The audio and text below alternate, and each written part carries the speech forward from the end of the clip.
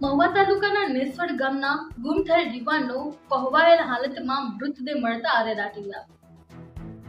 મહુવા તાલુકાના નેસવડ ગામેથી 7 દિવસ પહેલા ગુમ થયેલ યુવાનનો મૃતદેહ 8 દિવસ બાદ મળી આવતા સમગ્ર પંથકમાં ચકચાર મચી ગઈ છે।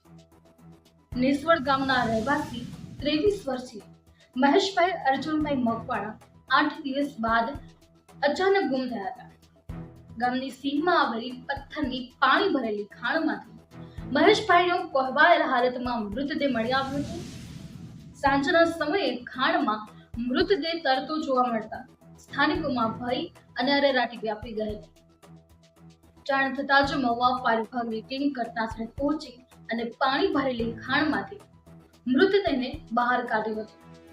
ત્યારબાદ પોલીસ દ્વારા મૃતદેહનો કબજો લઈ મહુવા જનરલ હોસ્પિટલ ખાતે પોસ્ટમોર્ટમ માટે ખસેડવામાં આવ્યો હતો। પોલીસ દ્વારા પ્રાથમિક રીતે યુવાનનું મોત ડૂબી જવાથી થયું છે કે અન્ય કોઈ કારણોસર તે અંગે તપાસ હાથ ધરવામાં આવી છે। સમગ્ર મામલે પોલીસે વધુ તપાસ શરૂ કરી છે।